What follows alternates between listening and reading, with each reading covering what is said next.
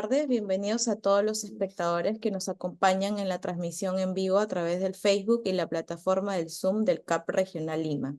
Esta noche nos reunimos para llevar a cabo el inicio de este ciclo de conferencias, la Semana de México, organizado por el Colegio de Arquitectos de la Ciudad de México, que junto con el Consejo Regional Lima ofrecieron establecer relaciones de carácter institucional y profesional, de las cuales podamos aprender y también mostrar a través de estos eventos.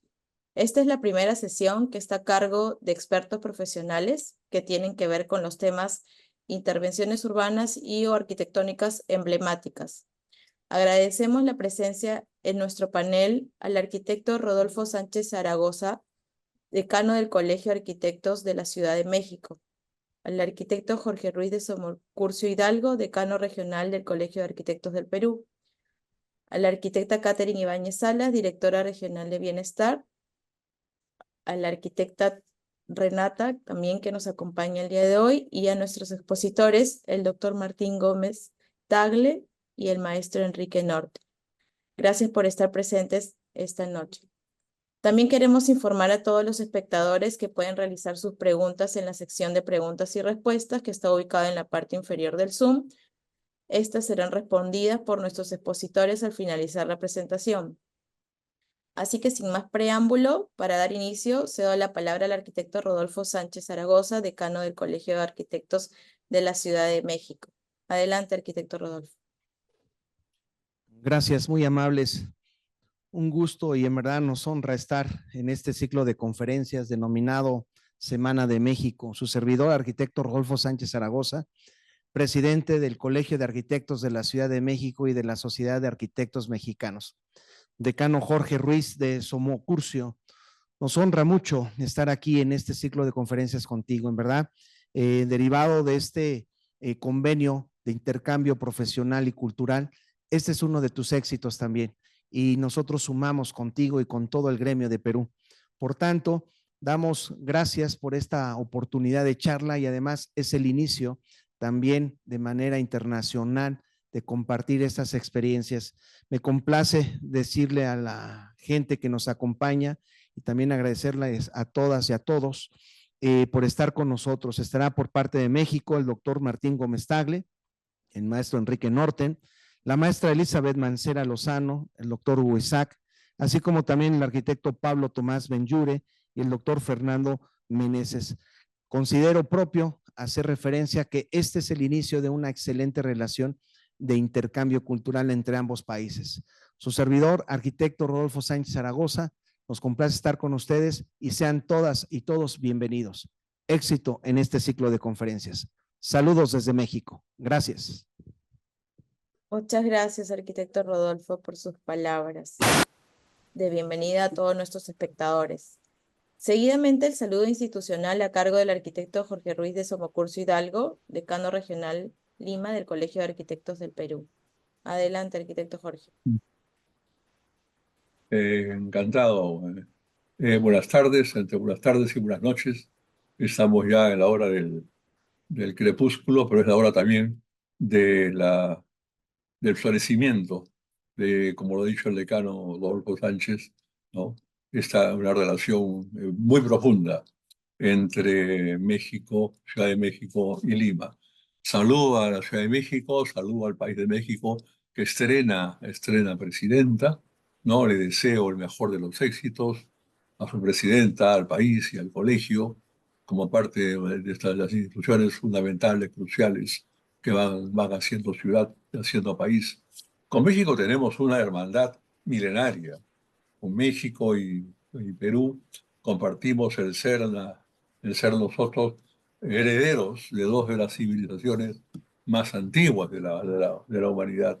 Incas, mayas, aztecas, corren por nuestras venas y han dejado clase en el mundo, han dictado clase en el mundo de conocimiento arquitectónico, conocimiento urbano, conocimiento astral, ¿no? Con evidencias que nos asombran hasta ahora y que cada vez nos enseñan más y mejores cosas sobre cómo tenían un mundo ordenado, amigable, amable con el planeta, no respetuoso del planeta y no como en este momento donde la depredación es lamentablemente el modo en que camina nuestra civilización. En la Bienal 2023 tuvimos la ocasión de hermanarnos a Rodolfo Sánchez. ¿Te acuerdas, Rodolfo? Hemos estado juntos, has firmado convenio de una delegación importantísima de ustedes, ¿no? Fueron los ponentes más importantes en un tema que maneja muy bien, que es vivienda social, que aquí está en pañales todavía. Hemos aprendido y seguimos aprendiendo. Parece seguir aprendiendo es que el Colegio de Arquitectos de Lima, del cual yo soy decano, con su directora de eventos y bienestar, la arquitecta Catherine Ibáñez, inició la secuela de una serie de semanas de ciudades que habían estado invitadas a la Bienal y que todas aquellas tenían algo que mostrar, ¿no? Algo que mostrar especialmente después de la pandemia. Hemos tenido así la Semana de Colombia, empezamos con los hermanos de Colombia, hemos seguido con la Semana de Chile y ahora estamos con la semana de México.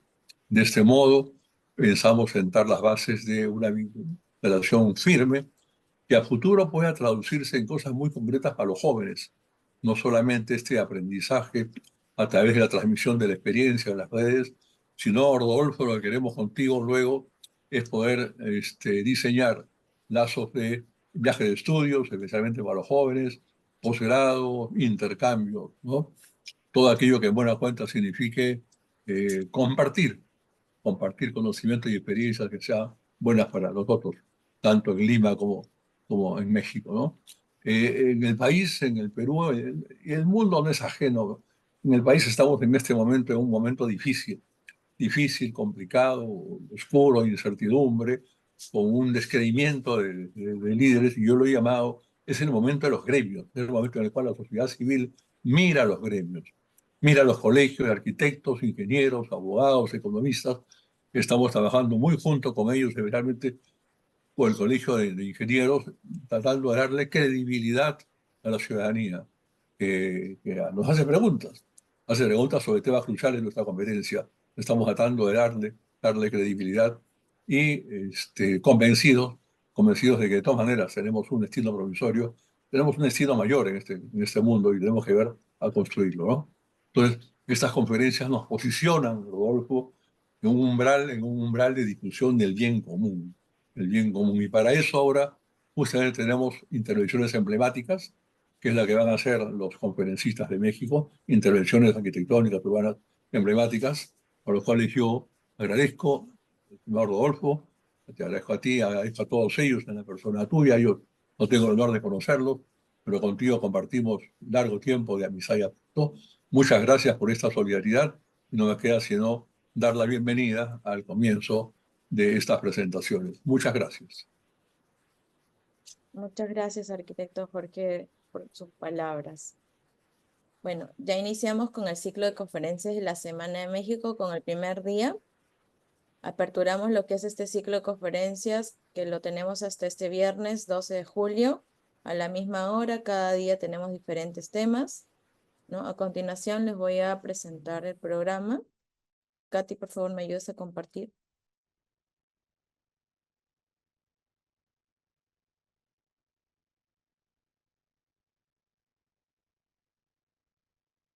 El día de hoy tenemos los temas que son intervenciones urbanas y arquitectónicas emblemáticas, ¿no? Que vamos a estar con el expositor, el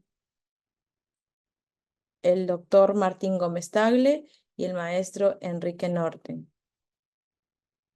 Bueno, antes de dar inicio, quiero presentar a nuestro expositor, que es el doctor Martín Gómez Tagle.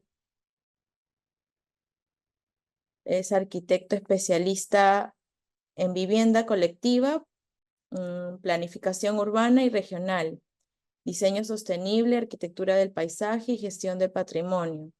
Tiene cursos de posgrado en la Universidad de Porto, Estonian University of Life Science, Universidad de Arizona y la Escuela de Extensión de la Universidad de Harvard.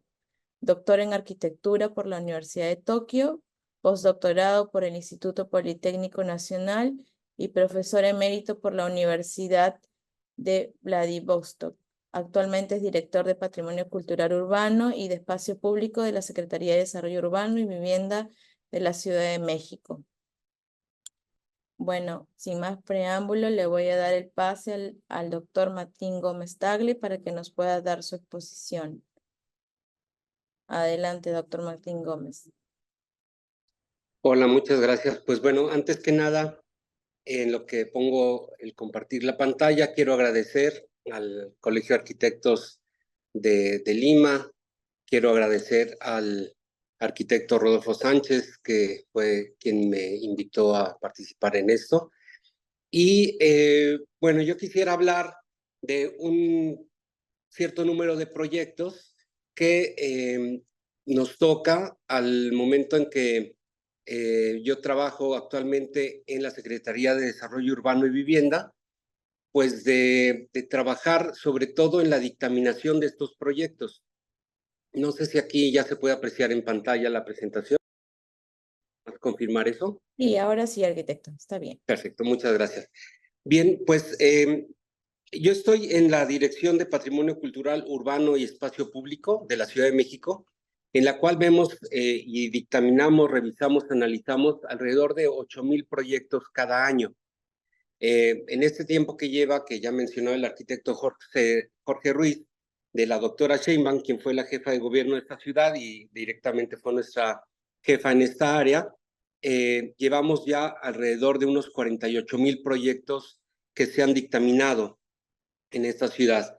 Y en ese sentido, a mí me gustaría manejar no solo la cuestión de los proyectos, sino también cómo se componen y qué es lo que nosotros, cuál es la materia de la cual nos dedicamos a revisar. Y para ello, quisiera hablarles sobre la herencia arquitectónica y urbana de nuestra ciudad, de qué se compone, como segundo punto, la normatividad aplicable, en la cual aquí en la Ciudad de México tenemos mucho cuidado en llevar todos esos puntos a cabo para la protección del patrimonio arquitectónico y urbano. Y por último, algunos ejemplos de intervenciones de lo que sí se puede hacer, de lo que no se debería de hacer y ejemplos ya dictaminados y construidos en esta ciudad. Bien, ¿cuál es la herencia arquitectónica y urbana de nuestra ciudad? Pues nuestra ciudad es cosmopolita, es una ciudad de alrededor de 9 millones de habitantes, que obviamente tiene un área conurbada y un área metropolitana que suma alrededor de más de 20 millones. Y aquí la situación es que tenemos una ciudad compuesta de 3 épocas distintas. La primera, como ustedes saben, pues aquí se asentó la Gran Tenochtitlan, que era pues toda una ciudad prehispánica. Después aquí también llegó la ciudad colonial española y ahora estamos en una ciudad moderna y contemporánea en la cual vivimos y que además de la herencia que recibimos, pues vamos creando más edificaciones que hablen de nuestro tiempo. En ese sentido, aquí podemos ver algunos de los ejemplos de la arquitectura que nosotros tenemos clasificada, catalogada. Ahorita veremos un poquito más a detalle, pero son no solo las iglesias y conventos coloniales, sino también las calzadas, las calles, las colonias de inicios del siglo pasado, o la arquitectura de relevancia de autor, también por sus dimensiones, por su representación social, académica, cultural. Hay muchas otras edificaciones como la UNAM, todo un conjunto que se tiene también catalogado, como los estadios, el Estadio Azteca, que históricamente también es de relevancia, al igual que por su arquitectura, debido a que ha sido sede de varios mundiales, ahora va a ser sede de un tercer mundial en próximas fechas. La Casa de Luis Barragán y de otros autores que han sido declaradas Patrimonio de la Humanidad, así como construcciones edilicias, ¿no? De ciertas épocas que nos han marcado la creación de colonias y que se han ido conurbando para crear esta gran ciudad. Bien, pues dentro de todo esto, ¿qué definimos como patrimonio cultural urbano? Pues son todos los bienes inmuebles, los elementos aislados como esculturas, monumentos, los muebles por destino, el mobiliario en sí que se encuentra en nuestras calles, las obras de infraestructura, los paisajes culturales, espacios públicos e incluso la traza y la lotificación que dio origen a ciertas colonias y que tienen características muy específicas. Además de todos aquellos elementos que sin estar formalmente catalogados necesitamos tener un cuidado especial cuando se haga una remodelación, una reconstrucción, una rehabilitación o se amplíen con construcciones contemporáneas. Como bienes muebles tenemos como ejemplos, aquí algunos pequeños, ¿no? que muestro en estas 3 imágenes, la hacienda de San Miguel Chapultepec, que fue la casa de Carmen Mondragón, una gran pintora de principios del siglo XX, en la cual pues requiere de algún tratamiento de restauración y en su momento ya se está dictaminando para recuperar este patrimonio, no solo inmueble, sino también artístico, pues está lleno de murales su interior, o aquellas capillas que han cambiado de uso, que ahora es una biblioteca, en el caso de la capilla del Instituto Mora en Mixcoac, o el movimiento moderno, el que nos da varias edificaciones que de alguna manera en su época tuvieron una relevancia importante y que ahora están abandonados o se han quedado al borde de la necesidad de restauración y recuperación. Algunos otros por arquitectura relevante en la época, México tuvo una época muy importante de instituciones, en especial las instituciones de salud, y se crearon diferentes hospitales o ex haciendas que también tuvieron un trabajo importante en los siglos XVIII y XIX, y de las cuales pues se tienen que recuperar para generar mejores proyectos y usos. En cuanto a los elementos aislados, pues tenemos esculturas como esta que está en un lugar que se llama el Foro Lindbergh en la Ciudad de México, otros por destino, que si bien esta casa está catalogada por parte del Instituto Nacional de Bellas Artes y también por la Secretaría donde yo me encuentro, también hay de repente actividades artísticas que se generan en sus muros y hacen que el inmueble como tal tengamos que tener un cuidado especial por la obra artística que tiene en sus paredes, en sus interiores. En este caso, como vemos este mural del maestro Aceves Navarro, pues lo que actualmente hacemos es recuperarlo. Ya ahorita está totalmente terminado que le quitamos el graffiti, pero también hay algunas adecuaciones que se tienen que hacer en el inmueble para que no siga sucediendo acciones que dañen, por ejemplo, las pinturas o los interiores del inmueble. En otro punto también que protegemos es la traza, la lotificación, porque eso marca nuestra historia. Aquellas calles que eran ríos, que eran pasadizos, que eran cerradas y que siguen hasta la fecha representando esos espacios y esa espacialidad de diferentes épocas. La lotificación, que obviamente en la ciudad colonial, el centro de la ciudad, es muy diferente a los grandes ensanches como Bosques de las Lomas, que son cerros que tienen una diferenciación en cuanto a conformación tanto vegetal como arquitectónica, pues también las cuidamos. En la Ciudad de México tenemos, y aquí vemos la silueta del lado derecho en color azul, los límites de la Ciudad de México, que obviamente está conurbada con otros estados, el Estado de México, el estado de Hidalgo y el estado de Morelos en la parte sur. Pues tenemos 176 áreas de conservación patrimonial definidas. ¿Qué son estas áreas? Son lugares que fueron creciendo con un diseño urbano específico y que empezaron a albergar edificaciones de época, ya sean Art Deco, Art Nouveau o construcciones en piedra o centros históricos. Y también tenemos en el color amarillo las que son monumentos históricos. ¿Qué son estos monumentos históricos? Zona de monumentos históricos, pues son aquellas zonas de la época colonial en las cuales en tiempo atrás pues tenían poblaciones indígenas y las cuales se fueron generando como pueblos separados y que ahora son parte de una gran trama urbana. Además de esto, tenemos muchos pueblos originarios con arquitectura vernácula que también se protege y está totalmente catalogada y definida. Como segundo punto, la normatividad que aplica para ello. Cuando vemos una edificación, no necesariamente necesitamos definir si está en necesidad de protección o no.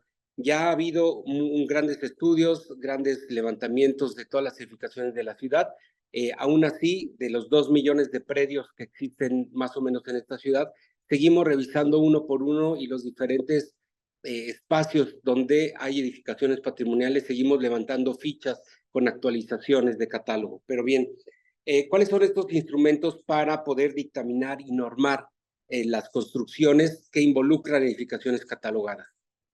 En primer lugar, la Ley de Desarrollo Urbano de la Ciudad de México, el reglamento de la Ley de Desarrollo Urbano, el Programa General de Desarrollo Urbano, los programas delegacionales. La Ciudad de México está dividida en 16 delegaciones que ahora se llaman alcaldías y que son como pues estados independientes, pero congregados en una gran ciudad. Luego los programas parciales de desarrollo urbano, los cuales son específicos de ciertas zonas. Tenemos 46 áreas específicas que tienen reglamentación muy especializada. El reglamento de construcciones para el Distrito Federal, donde nos manejan toda la cuestión antropométrica, anchos, alturas, etcétera. Las normas técnicas complementarias del proyecto arquitectónico y la ley de publicidad exterior, también porque depende mucho la imagen urbana que se le da a estos espacios y se controla a través de esta ley.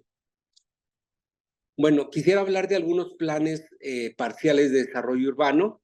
En este caso, el centro histórico, nosotros tenemos estas láminas en las cuales se ubican todas las manzanas con todos los predios, los cuales, como pueden ver, están con diferentes colores que simbolizan el tipo de uso de suelo, ya sea habitacional con comercio, mixto, áreas, espacios abiertos, equipamiento, etcétera.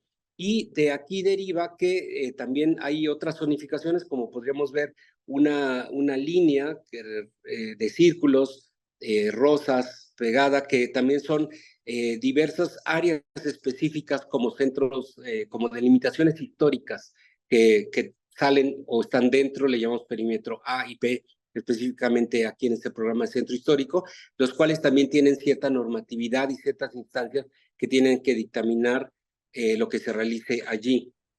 En el centro histórico tenemos 2.207 predios que están catalogados, es decir, que tienen características arquitectónicas, históricas, urbanas, de valor y significancia relevante, y tenemos ciertos niveles de protección. ¿De qué nos sirve esto? Para saber si un inmueble puede ser intervenido o tiene que ser restaurado tal cual se ha encontrado así por años o por siglos, debido a su gran valor arquitectónico, artístico e histórico. Por ejemplo, tenemos el nivel de protección 1, que es el más fuerte, imponente, como es la Catedral de la Ciudad de México, en la cual obviamente no se puede demoler nada, no se puede agregar nada, sino mantenerlo tal cual está. Del lado derecho tenemos el Palacio Nacional, el cual a través de los siglos ha tenido algunas remodelaciones, pero a la fecha lo que necesitamos es preservarlo, está lleno de obras artísticas. Obviamente debajo de esto estaba el Palacio de Moctezuma, entonces tiene un gran valor que hay que respetar y mantener. El nivel de protección 2 son inmuebles históricos que pueden tener ciertas modificaciones o adecuaciones, como es este que le llamamos la Casa del Estudiante, el cual ha sido intervenido y ha sido cuidado por mucho tiempo, ¿no? El nivel de protección 3 son aquellos que forman parte de un contexto, ya sean en alturas, en situaciones de época, en, no sé, la espacialidad entre vanos y macizos, y lo que tenemos que preservar también es esta imagen. El inmueble, obviamente, pero forma parte de una imagen. Tenemos otro programa parcial de desarrollo urbano en la colonia Hipódromo, el cual pues es una colonia que empezó alrededor de 1904 o 5, se empezó a poblar ya con edificaciones en 1910 y generan un diseño específico a raíz de un hipódromo que existía en esa zona y que fue conformándose no solo sus características urbanas, sino también de edificaciones. Y aquí tenemos también 321 predios con los mismos 3 niveles de protección, los cuales cada vez que hay alguna intervención, porque obviamente no queremos que la ciudad se quede congelada en el tiempo, sino queremos que se vaya adaptando a los nuevos situaciones, los nuevos cambios, las nuevas arquitecturas, y en ese sentido, pues, tenemos que ir cuidando cada una de estas interacciones con la arquitectura patrimonial. Hay algunas edificaciones como este edificio, el cual es representativo del movimiento moderno, y precisamente van a tener al arquitecto Pablo Benlliure en esta sesión de conferencias de México. Su padre, el arquitecto y maestro Benlliure, maestro de la universidad de muchos grandes arquitectos, fue quien hizo este edificio, el cual se mantiene tal cual hasta la fecha.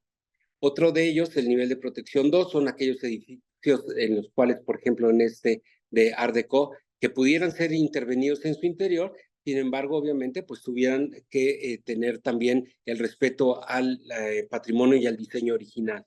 y algunos otros en los cuales se pudiera hacer ciertas obras de demolición en algunas zonas controladas, manteniendo sobre todo la fisonomía del lenguaje y el imaginario colectivo que se tiene de sus fachadas, pero posiblemente al interior pudiera haber ampliaciones de edificaciones, las cuales también en los programas de desarrollo urbano marcan las alturas y todas las áreas en metros cuadrados que pudieran ser servidas de agua, de cuestión de movilidad, etcétera, y que no afectarían a estas zonas en cuanto a sus cambios de gentrificación o de adecuación.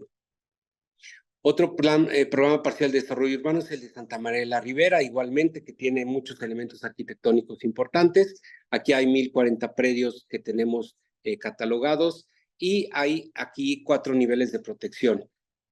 En ese sentido, pues tenemos este tipo de viviendas y de edificaciones, las cuales obviamente se pueden ir ampliando y creciendo, pero respetando ciertos elementos, los cuales ya tenemos muy definidos. Algunas, como estas, nivel de protección específico, el Instituto de Geología de la Universidad Nacional Autónoma de México, el cual, pues por sus características, la única que se puede hacer es restaurarlo tal cual está. Y bien, bueno, quisiera ir un poquito avanzando con otros programas. Bueno, como vieron, hay muchos muy específicos. Tenemos otros como el Centro Alameda, en el cual los predios que están catalogados tienen que conservar, son reglas específicas, su altura actual. En el caso de la Merced, además de las autorizaciones de la CEDUBI, pues tienen que autorizarlo otras instancias que ven el patrimonio histórico y artístico. De Insurgentes Mixcoac, por su época, tendría que ser autorizado por la Secretaría de Desarrollo Urbano y Vivienda, y el de Tacubaya, que tiene bastantes predios catalogados, bueno, habría que ver lo que le llamamos el cintillo arquitectónico en las calles para manifestar la época en que fue desarrollándose esta área de la ciudad. Nuestra dirección, pues bueno, cuenta con varios elementos, además de estos planes parciales de desarrollo urbano y las leyes, como son los 22 catálogos de inmuebles afectos al patrimonio cultural urbano que tenemos de diversas colonias. Obviamente, las áreas muy bien definidas por calles de las 176 áreas de conservación patrimonial, sumando y a veces se empalman las 6 zonas de monumentos históricos declaradas por el Instituto Nacional de Antropología e Historia, y más de 15,000 elementos o inmuebles afectos al patrimonio cultural. Es decir, si alguien de los 2 millones de predios que hay en la ciudad quisiera construir y en un momento dado está dentro de estos 15,000 inmuebles o dentro de estas áreas, tendrían que solicitar una autorización de todo lo que allí proyecten, y nosotros revisamos uno por uno estos proyectos, ¿no? Tenemos también un sistema de información geográfica del patrimonio en el cual podemos ir por capas para definir perímetros históricos, podemos definir las áreas de conservación o las zonas de los pueblos originarios, ver si los inmuebles están catalogados únicamente por la Secretaría de Desarrollo Urbano y Vivienda, o por el INBA, o por el INAH, que son las otras instancias federales, las cuales también tienen que dictaminar sobre ciertos aspectos cuando se hacen obras en esas edificaciones, etcétera. Y cada uno de estos, si nos acercamos, podemos obtener toda la información de cada uno de los inmuebles, su ficha de catálogo, de qué autor son, de qué año, qué características patrimoniales son las que se establecen para poder marcar esta línea de respeto y conservación, etcétera, etcétera, etcétera. Es una herramienta que está para uso interno, pero estamos buscando que se pueda hacer para uso externo, pues tenemos muchísimas, ¿cómo se llama?, preguntas sobre los inmuebles patrimoniales.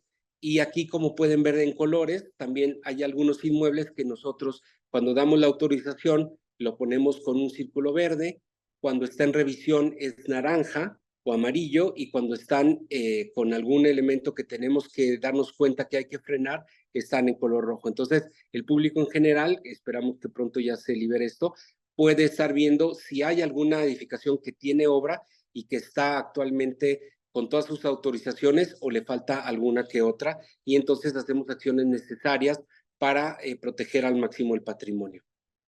Bien, también tenemos los certificados de zonificación de uso de suelo, en los cuales en un punto se marca lo que le llamamos las áreas de actuación con respecto a las áreas de conservación, y dentro de estas fichas está la especificación en caso de sitios patrimoniales, sus características, por quién está catalogado y si le aplica algún nivel de protección. Con estas herramientas, los arquitectos pueden ir avanzando en sus proyectos para después ser presentados ante la Secretaría. Bien, estas normas de ordenación lo que hacen en el caso de las áreas de conservación patrimonial es que no solo los elementos afectos al patrimonio cultural urbano que se encuentren ahí, sino también sus colindantes tengan que ser protegidos, y cualquier proyecto que esté con esta situación tiene que ser revisado por nosotros.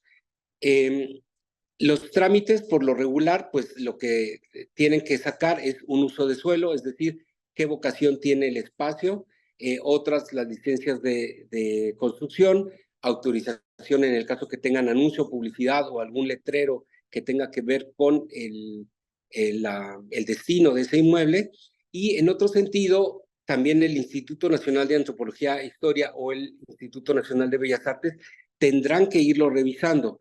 Lo que hemos nosotros logrado es que para que los constructores y las personas no vayan a cada una de estas instancias, hemos generado mesas de proyectos en las cuales estamos las instancias federales y locales y podemos dictaminar sobre los proyectos. Una vez dictaminado, ya se puede ingresar a cada una de ellas para recibir su licencia, autorización o dictamen correspondiente. Estamos muy visibles en cuanto a cuestión de verificaciones de inmuebles que son demolidos sin autorización, no solo por las instancias verificadoras, sino también por los vecinos. No se permite modificar los trazos ya originarios, sobre todo en las zonas históricas, y comentaba hace un momento, en estas mesas de trabajo estamos conjuntamente con el Fideicomiso Centro Histórico, el INBA, el INA, como ya dije, las procuradurías o el Instituto de Verificación Administrativa, así como cada una de las áreas de las delegaciones que tienen que ver con las direcciones generales de obra, para que no solo estemos al pendiente de que se respete el patrimonio, sino toda aquella construcción colindante o aunque no tiene una vocación o un espíritu o una característica patrimonial dentro de las áreas de conservación, también las adecuemos a que sigamos diseñando una ciudad emblemática, ¿no? Como es la que tenemos. Por último, es un poquito largo, pero rápido, porque son ejemplos de criterios de intervención en inmuebles.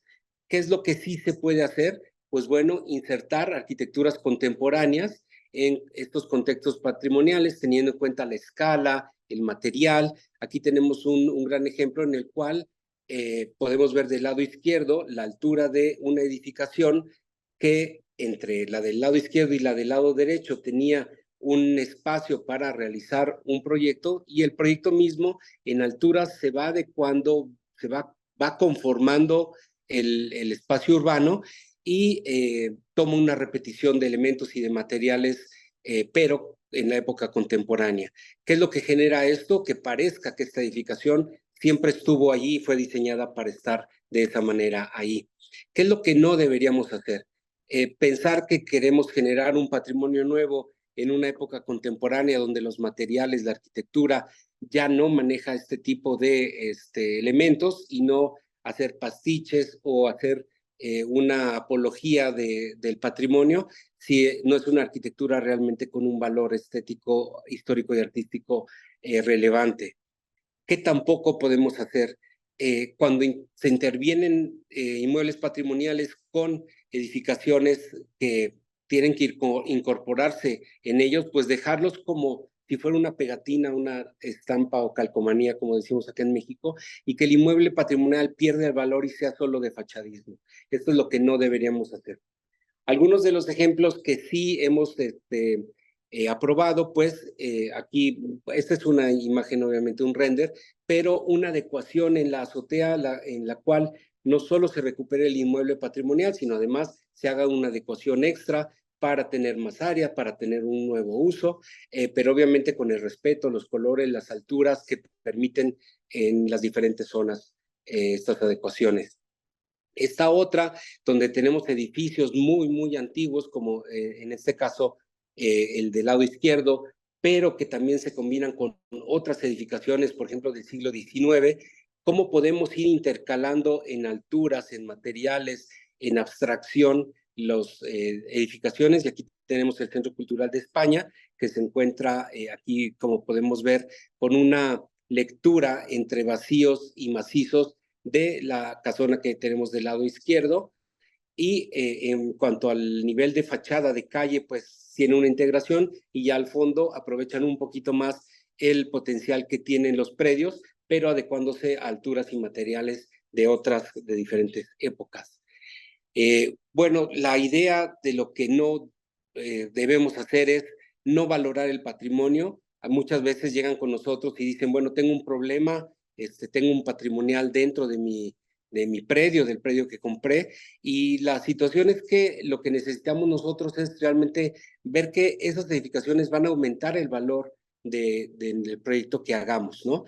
Puede haber demoliciones controladas, hay que ver cuáles son los valores estéticos o relevantes que tenemos que tomar en cuenta, y algunas tenemos que sustituirlas también por proceso de obra. Tampoco queremos que las cosas se caigan o que no haya inversión, pero que lleguen a un mejor destino a través de una buena revisión de los proyectos. También se pueden generar adiciones, pero obviamente controladas y planeadas, no improvisadas. Y aquí vamos a manejar algunos ejemplos de los que hemos dictaminado en estos últimos años.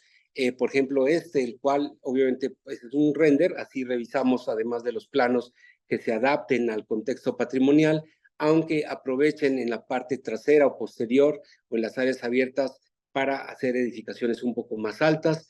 Aquí la recuperación del patrimonio, limpiando y recuperando la belleza original, quitando todas estas adecuaciones y letreros y cosas que se pusieron en épocas donde no estaba controlado el desarrollo arquitectónico, y en el fondo poder tener esta adecuación de ampliación para su aprovechamiento.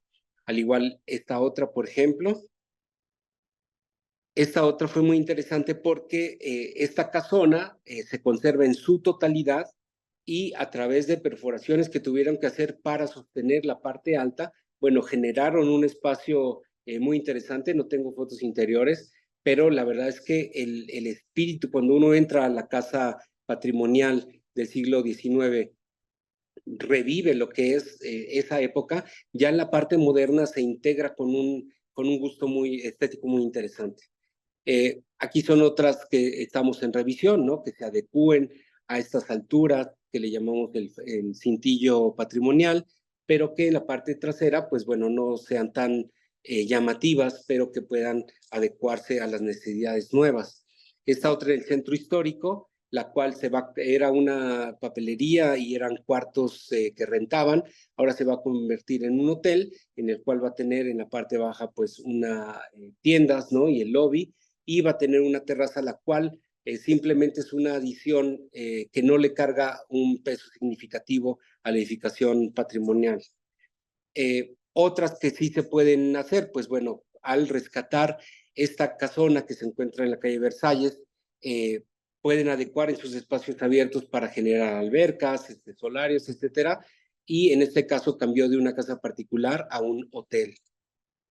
En este otro, que se puede aprovechar el potencial, sobre todo se puede transmitir el potencial de un lado a otro, conservando las casonas. Esta es una, se llama el University Club, que es una casona de inicios también del siglo XX, y en la cual, pues bueno, se adecúan, se renueva, se recupera, y el potencial se pasa para generar una torre de departamentos contemporánea en la parte trasera.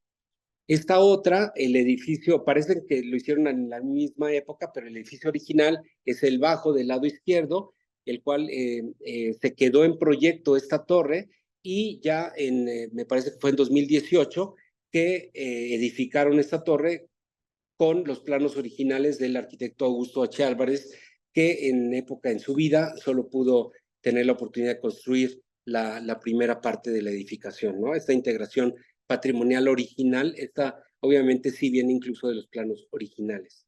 Algunas otras que se han adaptado a las alturas, a los paramentos, etcétera, pero con un lenguaje arquitectónico muy específico de los grandes maestros de la arquitectura mexicana, como en el caso de Agustín Hernández en la anterior, Teodoro González en esta, también es en el centro histórico, esta casona, la cual pues toma elementos, pero con un lenguaje y material contemporáneos que hace una integración de estas arquitecturas, es el Banco Nacional de México.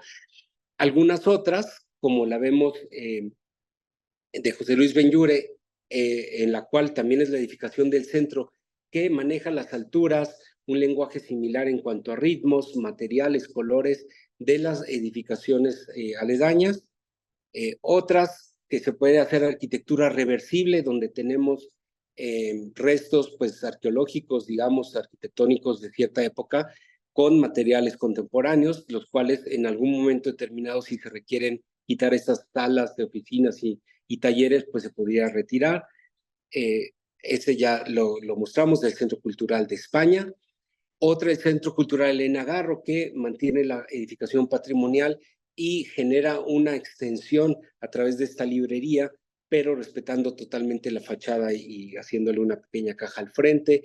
O esta otra, donde el patrimonio industrial de nuestra ciudad tiene un reflejo, y si nos fijamos son totalmente divergentes en cuanto al color, al material. La altura la manejan, si bien la otra tiene techos a doble agua, como respuesta a eso maneja un piso más, y cuando baja maneja un piso menos.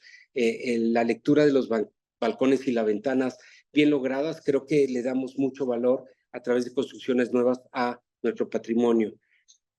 Otra que tenemos una avenida, bueno, varias avenidas de rascacielos. Esta es la avenida Reforma, en la cual, como podemos ver en la parte baja, una construcción también muy importante. Lo que se generó aquí fue moverla para generar los cimientos de la edificación. Se regresó toda la casa a su lugar, se llevó como en una charola moviendo de un lado para otro, se quedó en el sitio original que estaba, y se incorporó esta torre, la cual tiene una entrada muy interesante porque convive con la casa tanto en el interior como en el exterior de manera visual. Otras donde vecindades antiguas, bueno, se tienen que tener una adecuación contemporánea para darles unos diferentes usos y sobre todo para recuperar su cuestión estructural. Esta otra, en la cual también con elementos no muy pesados y reestructura se integran. Aquí podemos ver los primeros niveles son de edificaciones de inicios del siglo XX, y las últimas son de inicios del siglo XXI. Esas otras también se recupera el espacio y se le da un toque contemporáneo y con un nuevo uso, que muchas de ellas estaban abandonadas.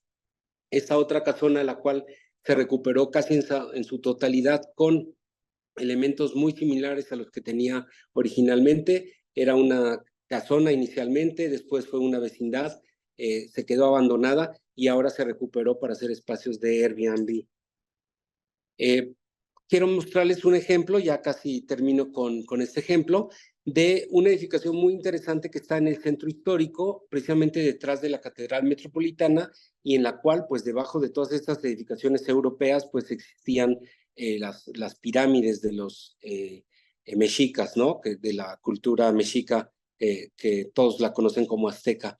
Pues bien, aquí tenemos la fachada colonial. Detrás de esta fachada, pues por los temblores, por los sismos que tenemos, se fue degradando, muchos muros se cayeron, y se quedó nada más unas primeras crujías, las cuales vemos aquí de la parte de atrás hacia adelante. Vemos la catedral que queda al frente, y esta edificación colonial o virreinal se queda en pie, y cuando se empieza a escarbar, pues se encuentra que debajo está una pirámide, que es la pirámide de Hécatl, en el centro histórico de la Ciudad de México. Pues bueno, que teníamos, o se tenía la opción que el desarrollador o la persona que era dueño de este predio, pues se le declarara que dejara así el predio para recuperar nuestro patrimonio histórico.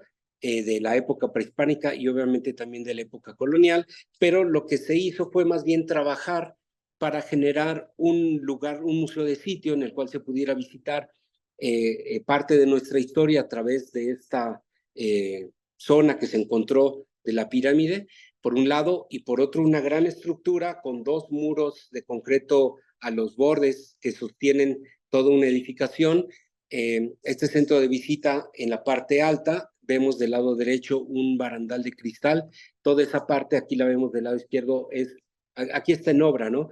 Pero un piso de cristal en el cual uno desde cualquier habitación, va a ser un hotel, pueda ver la pirámide tiene un acceso total de la lluvia y el sol, como lo tenía, y el viento, como lo tenía hace 400, 500 años, y obviamente con todas las adecuaciones contemporáneas para su mantenimiento y que tenga la visita correspondiente. Se mantuvo obviamente la fachada patrimonial y además esta edificación pues tiene vistas muy importantes al patrimonio de nuestra ciudad. Aquí vemos la Catedral Metropolitana y al fondo se ve un gran espacio abierto que es el Zócalo y las edificaciones del Palacio Virreinal, entre muchas otras que generan las vistas de esta nueva adecuación que no pudiéramos haber tenido si simplemente dejábamos ahí sin desarrollo urbano en nuestra ciudad. Pues por último quisiera cerrar con esta imagen de una de las que ya mostré, en las cuales creo que es muy importante que convivan los elementos arquitectónicos del pasado con los actuales, que tengan una nueva vida, un nuevo uso, las edificaciones que todas las personas de alguna manera quieren, que tienen en su memoria colectiva, que son parte de nuestra idiosincrasia, de nuestra identidad, y que a veces por cuestión económica, por cuestión de que las familias se mueven a otro lugar, pues quedan un poquito abandonadas o quedan con falta de mantenimiento.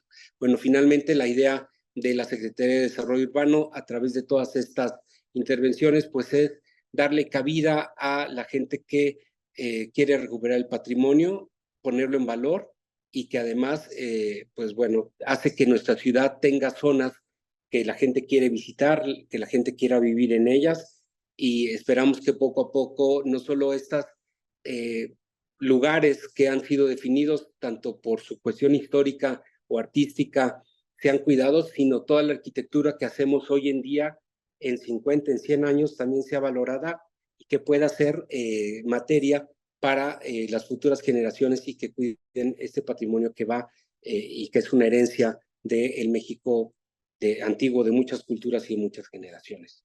Pues por su atención, muchas gracias, y si hay, supongo, alguna pregunta, no sé cómo lo puedan manejar, pero estoy a sus órdenes para contestar cualquier duda. Muchas gracias, doctor Martín Gómez Tagle, por su exposición. Estuvo muy interesante, muy bonito. Bueno, tenemos aquí una pregunta.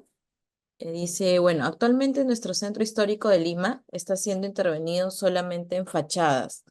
Es complejo intervenir internamente.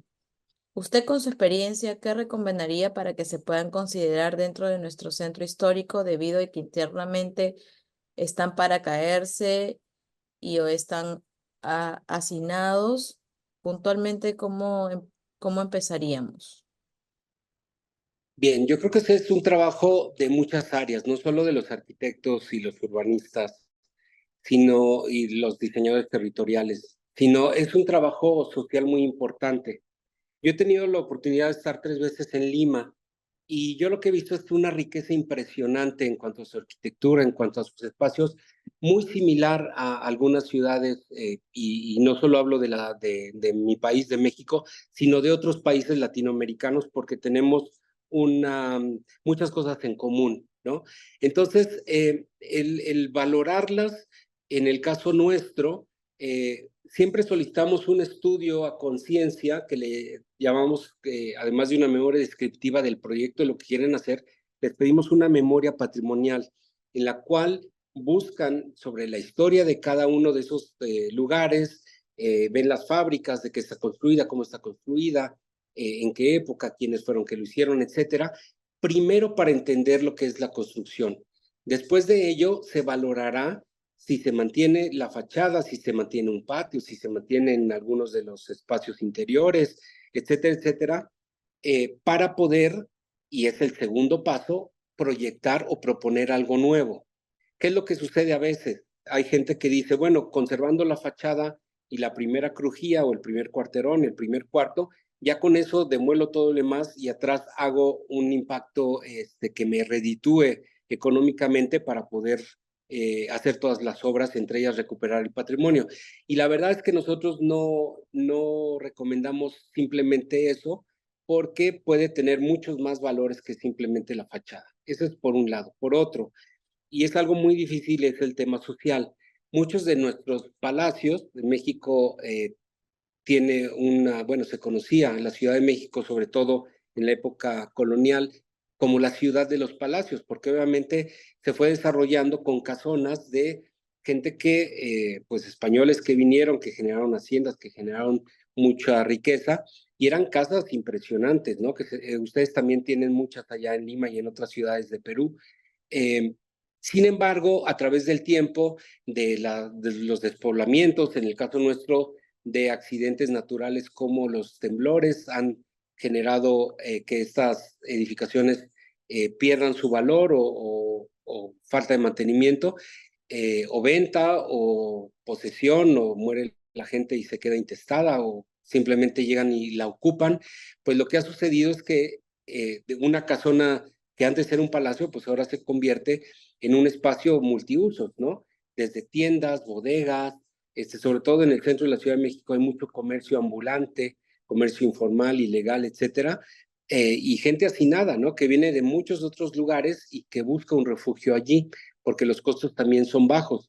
Entonces hay que hacer un trabajo social muy importante para poder ver quién puede patrocinar, y la Ciudad de México en muchos de los aspectos a través del Instituto de Vivienda y de varios fideicomisos recuperan el patrimonio, a las personas las mueven temporalmente para regresarlas al mismo sitio.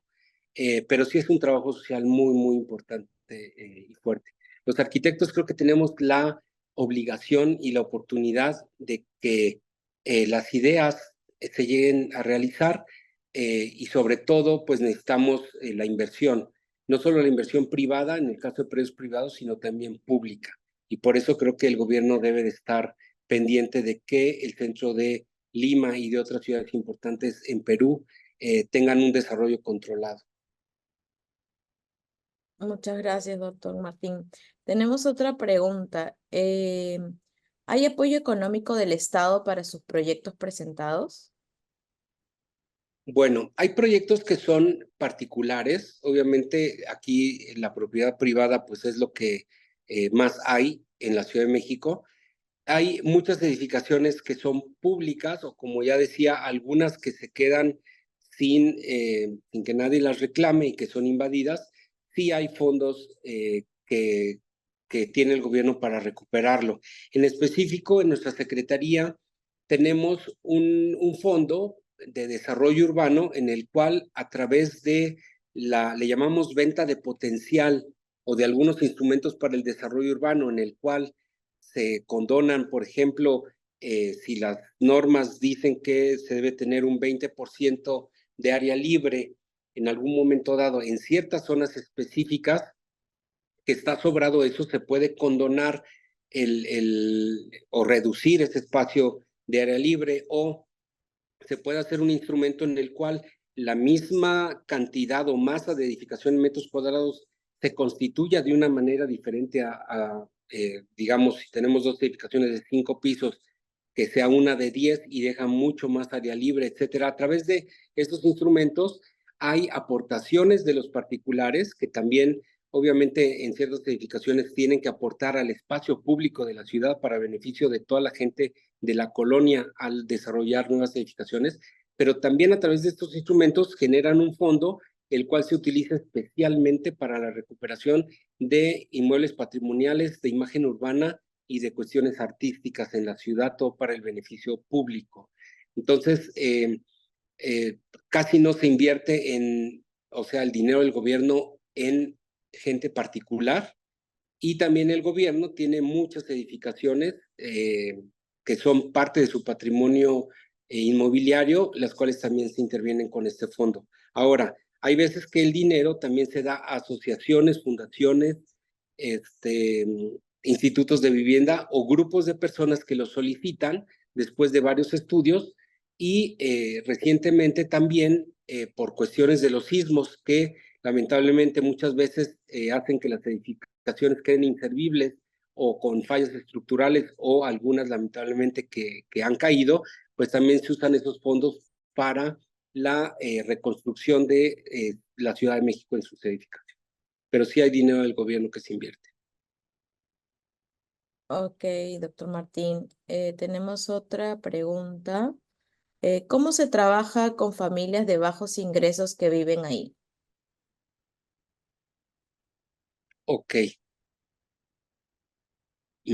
No sé cómo contestar porque no sé dónde es ahí, en qué En- situación, por ejemplo. Digamos, en cuestión arquitectónica, Sí. eh, las familias de bajos ingresos o altos ingresos pueden tener una vivienda digna, pueden trabajar en un lugar digno, pero en cuestión arquitectónica, esas familias de bajos ingresos, pues, eh, no sé no sé la condición, si tal vez vivan en una casa patrimonial, si vivan en un departamento, si vivan en zonas fuera de las áreas de conservación patrimonial. Eh, no entiendo bien, perdón, la pregunta, ¿a qué se dirige? Sí, a ver, si no vamos viendo con las... ya, en los que se encuentran en las edificaciones consideradas en patrimonio. Ok, sí, como ya comenté, hay grupos de vivienda que solicitan el apoyo del gobierno y como les comentaba, en casi todos los casos se brinda. Ok.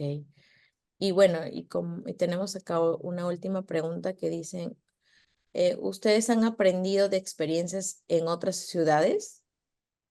Sí, por supuesto. El, la, algo que quiero yo mencionar, porque creo que la gente que está en un colegio de arquitectos, como asociados, así como seguramente tendremos público de estudiantes, pues es gente que se prepara, que se va preparando. Una de las cosas que siempre decimos en la arquitectura es que los viajes ilustran y a través de los viajes uno aprende muchísimas cosas, ¿no?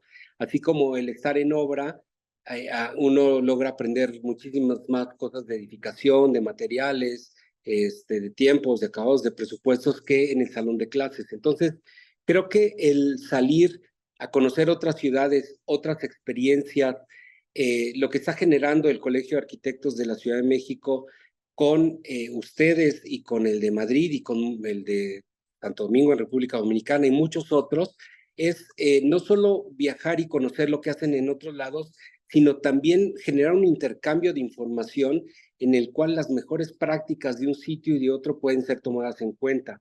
La Ciudad de México, como ustedes saben, es una ciudad de las más grandes del mundo y tenemos mucho intercambio de conocimiento con ciudades como Shanghai, como Nueva York, como Los Ángeles, como Londres, como Tokio. Y hay, por decir dos o tres ejemplos, recientemente estuvo gente de Londres aquí platicando con la gente que está haciendo los planes de desarrollo urbano.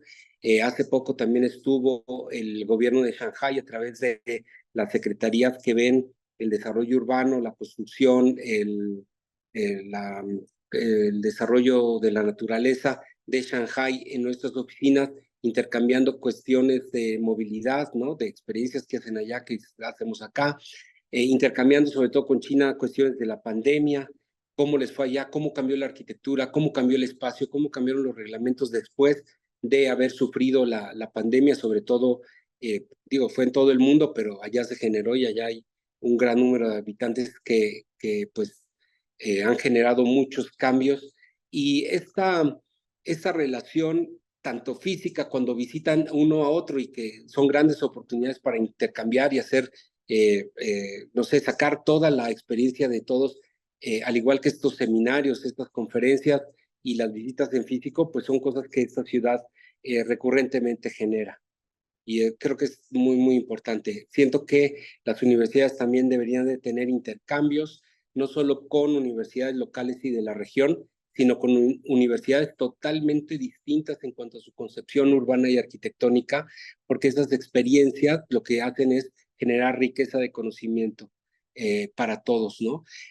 Lamentablemente en nuestros países siento yo que hay un pequeño número comparado con países más desarrollados de especialistas, de profesionistas dedicados a esto, y creo que cada uno de nosotros que tenemos la oportunidad de estudiar, de conocer, de hablar de arquitectura, de leer, de intercambiar con otros países información, tenemos la tarea y la obligación de aquella gente que no tiene esa oportunidad pueda tener una mejor ciudad a través de la arquitectura y del urbanismo. Ok, doctor Martín.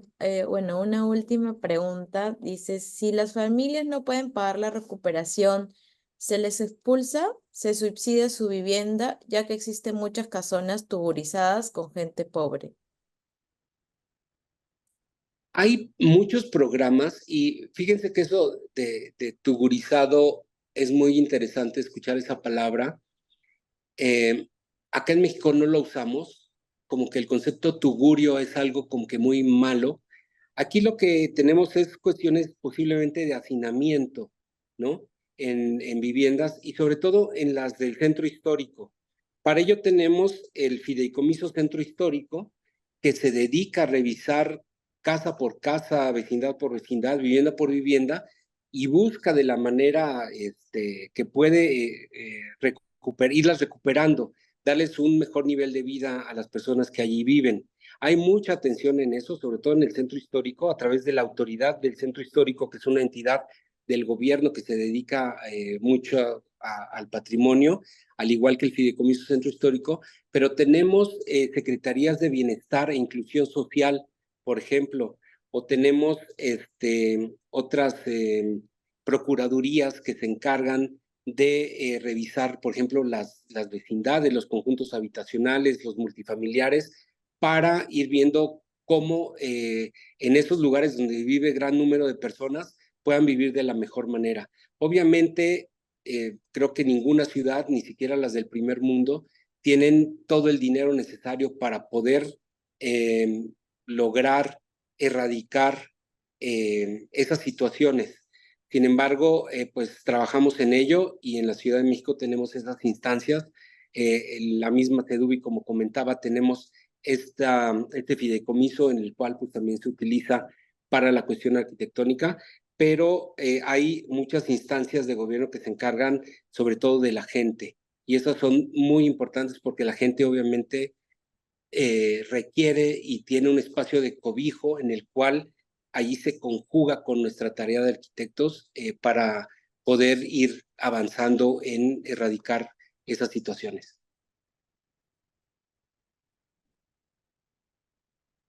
Muchas gracias, doctor Martín Gómez Tagle. Bueno, con esa pregunta ya damos por terminada esa exposición. Muchas gracias. Muchas gracias a usted, doctor. Bueno, seguidamente tenemos al maestro Enrique Norten. Katy, ¿me ayudas con la...? Bueno, antes de dar inicio con su exposición, voy a dar una breve reseña. Bueno, el maestro Enrique Norten es el fundador y director del Team Arquitectos de la Ciudad de México, Nueva York, Miami. Nacido en la Ciudad de México, se graduó de la carrera de arquitectura en la Universidad Iberoamericana en 1978 y en 1980 obtuvo la maestría en arquitectura de la Universidad de Cornell. Ha impartido clases y ocupado cátedras de diversas universidades en Estados Unidos y Europa, con más de 60 proyectos construidos en diversos países. Ha sido internacionalmente reconocido por su amplia trayectoria, entre otros, y en el 2021 recibió el Premio Nacional de Arquitectura. Bueno, así que con ustedes quiero darle la bienvenida y darle el espacio al maestro Enrique Norten para que realice su presentación. Adelante, maestro Enrique. buenas tardes a todos. No sé, ¿me escuchan? Sí, le escuchamos. Bueno, bueno, es muy raro porque ustedes me ven a mí, pero yo no veo a nadie. Entonces me siento como un loquito. aquí hablando solo, pero en fin. Bueno, agradezco, ¿no?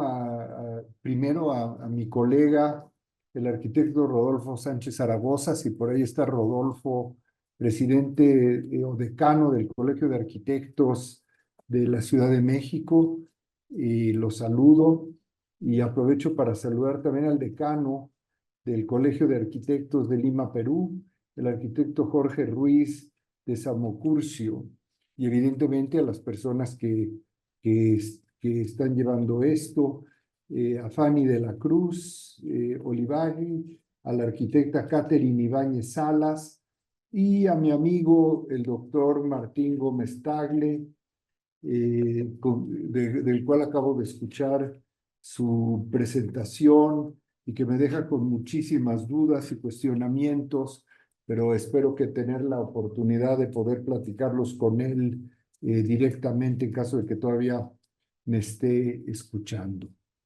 Bueno, voy a tratar de ser más breve y me voy a referir a, como me han pedido, ¿no? un par de proyectos que hemos realizado que se refieren a temas de ciudad, ¿no? Y el primer proyecto, evidentemente, será un proyecto en el que hemos estado trabajando durante muchos años en la Ciudad de México, que es la ciudad en la cual yo nací, en la cual yo me crié, en la cual yo me eduqué y en la cual de alguna manera llevo la mayor parte de mi práctica profesional. Es una ciudad que seguramente, bueno, muchos de ustedes conocerán y los que no la conozcan seguramente sabrán de ella por muchas razones y es una ciudad fascinante, ¿no? La Ciudad de México, que fue fundada en el año de 1330, podemos decirlo de alguna manera, fundada precolonialmente, por llamarlo así, ¿no?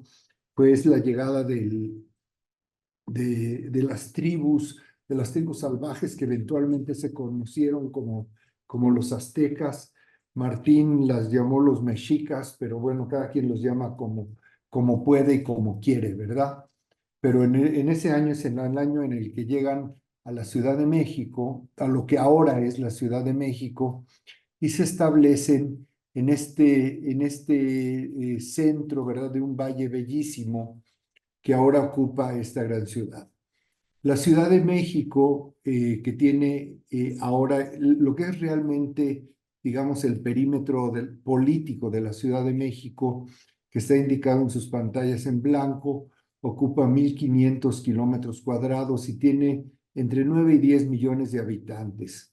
Sin embargo, el área metropolitana, que está indicado con la línea amarilla, ocupa 7.000 kilómetros cuadrados, más o menos, y en él se asientan más de 20 millones de habitantes. Es una de las ciudades más grandes del mundo, más complejas y al mismo tiempo más fascinantes. La leyenda dice que las tribus que dejaron las tierras del norte, por razones seguramente de condiciones climáticas de ese momento, empezaron a emigrar hacia el sur, ¿no? Y la leyenda dice que ellos estarían buscando, tendrían como símbolo encontrar una bella laguna rodeada de montañas y en el centro encontrarían un islote en una pequeña isla donde verían a un águila posada en un opal devorando una serpiente. Un opal es un cactus, de estos cactus mexicanos. La leyenda dice que llegaron estas tribus y encontraron en este bello valle ese símbolo y ahí decidieron asentar esta gran ciudad. Esta ciudad, evidentemente, en un principio era el centro de un gran lago y fue en la mayor de las islas del lago, en la isla que se llamó Tenochtitlán, donde se establecieron los primeros trazos de esta ciudad, y en algunas de las otros islotes se establecieron con el tiempo algunas tribus, y de igual manera en los bordes del lago, de esta gran laguna, se establecieron otras tribus. Evidentemente, estas tribus tenían una gran relación, a veces de amistad y en su mayor parte del tiempo de enemistad.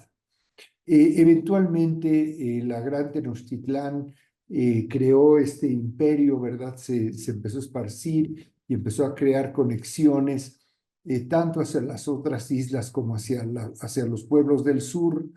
Y de esta manera, poco a poco, se fue formando lo que ahora conocemos como la Gran Ciudad de México. En el año 1510, o sea, es justo antes de la llegada de los españoles, esto era un poco lo que existía en la Gran Laguna. Ya había crecido la isla de Tenochtitlán, los propios aztecas le habían ganado un buen tramo, ¿verdad?, al lago, y se habían establecido distintas tribus dentro de la isla principal. Y al mismo tiempo que florecía la cultura azteca en el centro de la isla, muchas otras culturas se desarrollaban que fueron después conocidas como los pueblos del sur. En su mayoría estaban hacia el sur de la Gran Tenochtitlán y ahí se desarrollaron una serie de pueblos, como decía antes, algunos amigos y otros enemigos, lo que creó una relación de tensiones y atracciones muy importante, y poco a poco se fueron desarrollando las comunicaciones entre estas distintas poblaciones. Y de esta forma fue creciendo esta gran ciudad hasta llegar a lo que ahora conocemos como la Ciudad de México. A continuación les voy a presentar una superposición de unos planos que a mí me parece muy interesante. En esta primera imagen ustedes pueden ver la Ciudad de México marcada en blanco sobre lo que eran los lagos del Valle de México. Así más o menos se mantuvo esta ciudad hasta el siglo XVIII, o sea, ya hacia la mitad de la época colonial en nuestro país.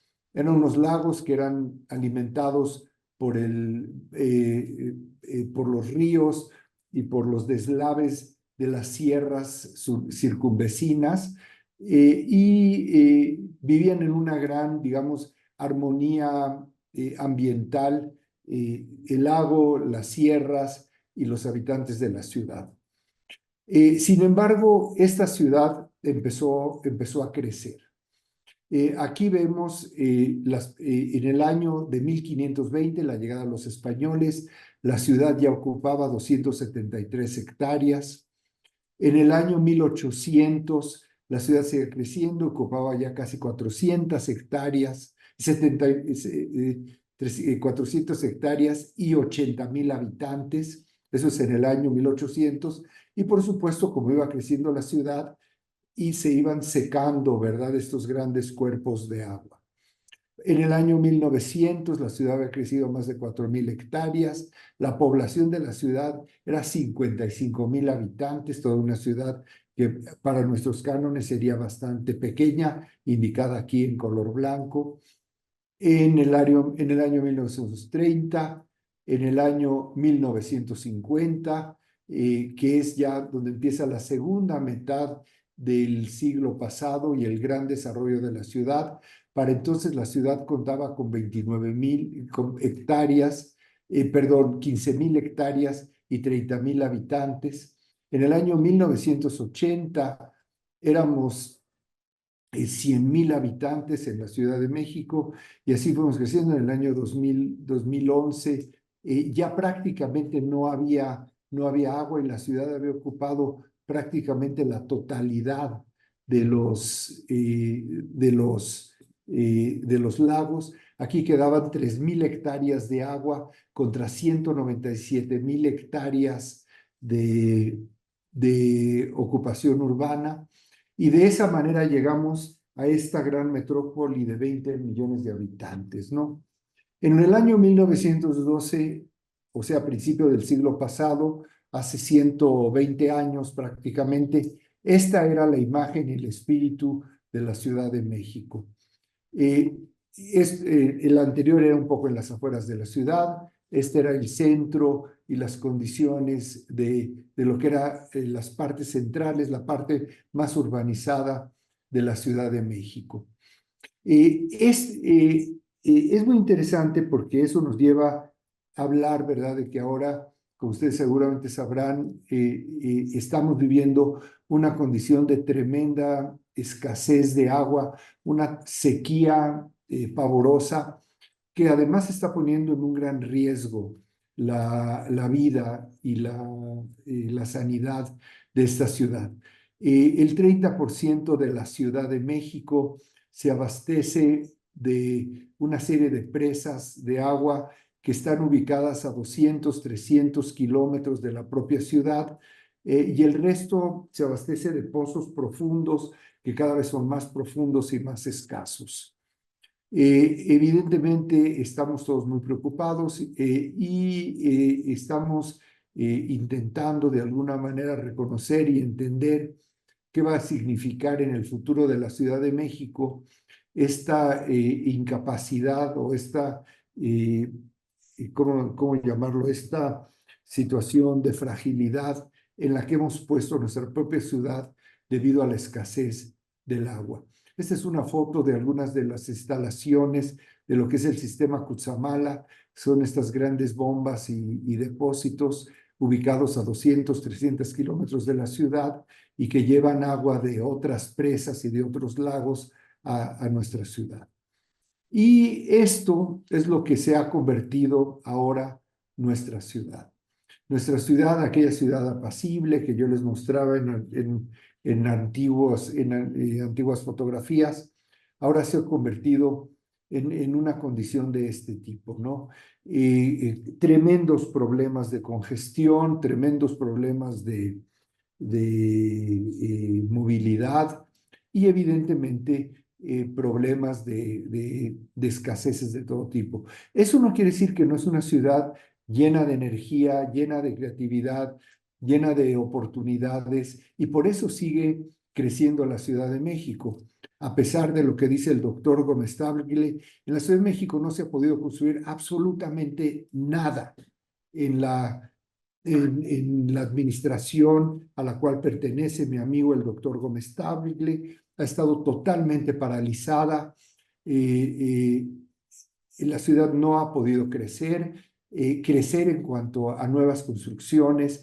Todas esas construcciones y esos rescates del patrimonio que él mostró pertenecen a gobiernos anteriores. En los últimos 6 años, yo no creo que ni el 1% de lo que ustedes vieron ha sido realizado por este gobierno. Sin embargo, la ciudad sigue atrayendo una gran cantidad de inmigrantes de todos los niveles y de todas las de todos los intereses, por llamarlo de alguna manera. La Ciudad de México se ha convertido en uno de los grandes destinos turísticos, académicos, artísticos del mundo, y por supuesto también muchos inmigrantes que vienen en busca de una mejor vida llegan a la Ciudad de México porque la Ciudad de México evidentemente ofrece oportunidades de movilidad social, de movilidad económica, que no ofrece ninguna de las otras ciudades o de las poblaciones menores, digamos, que los obliga evidentemente a emigrar a buscar este tipo de oportunidades. Y algunos de los casos más patéticos de nuestras ciudades son condiciones como esta, ¿no?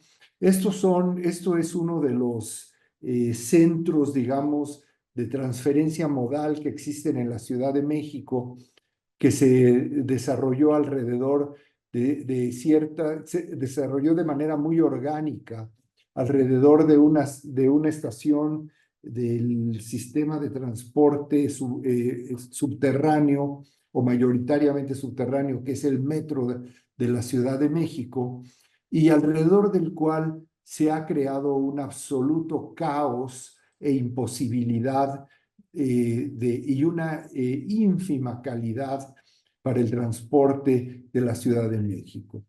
Esto es un poco lo que sucede en el metro de la Ciudad de México todos los días. Y como decía, sin embargo, la Ciudad de México sigue siendo esta gran ciudad de la fe, de la esperanza, del desarrollo, de la creatividad y por lo mismo una ciudad de gran crecimiento. Esto me lleva a iniciar uno de los proyectos en los que hemos estado trabajando ya durante muchos años, Y mucha gente a mí me pregunta cuáles pueden ser el futuro o las oportunidades de desarrollo diferente que ofrece la Ciudad de México, o cómo podríamos de alguna manera restituir esas condiciones y esa calidad de vida en la Ciudad de México. Y yo lo veo con un enorme optimismo. El plano que ven en la pantalla de alguna manera ejemplifica la conformación política de la Ciudad de México. La Ciudad de México está conformada por lo que se llaman las alcaldías, que son 16 alcaldías. Estas 16 alcaldías están basadas en el desarrollo histórico político de la propia ciudad.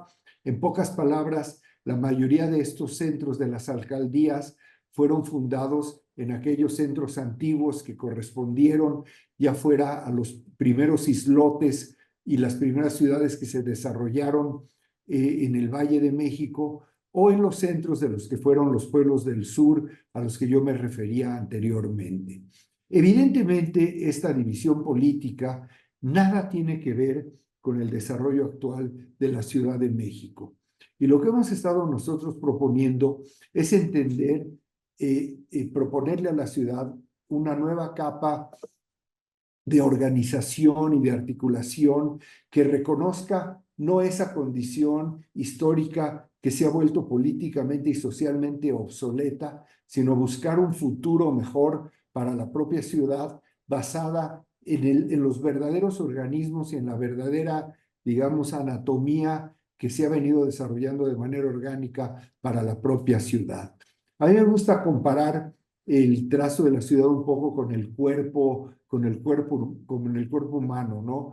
Donde el cuerpo humano está formado, podemos compararlo con nuestro sistema nervioso o con nuestro sistema circulatorio, que está formado por una serie de avenidas por las cuales circulan algún tipo de fluidos o algún tipo de energía y que van detectando una serie de nodos de manera orgánica, y esos nodos, digamos, neurálgicos o circulatorios que se han ido formando en la Ciudad de México y que se equiparan a los mismos nodos de nuestro propio cuerpo humano o de otros organismos vivos, son los puntos que debemos ir reconociendo como los nuevos centros de la Ciudad de México.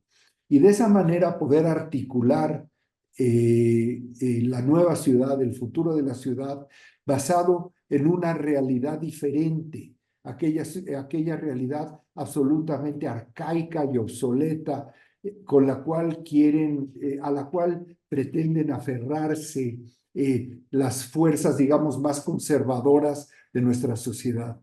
E incluyo entre las fuerzas más conservadoras de nuestra sociedad a estos gobiernos que se dicen ser de izquierda sin serlo de ninguna manera. Sobre esta nueva articulación se han desarrollado evidentemente distintos sistemas de movilidad.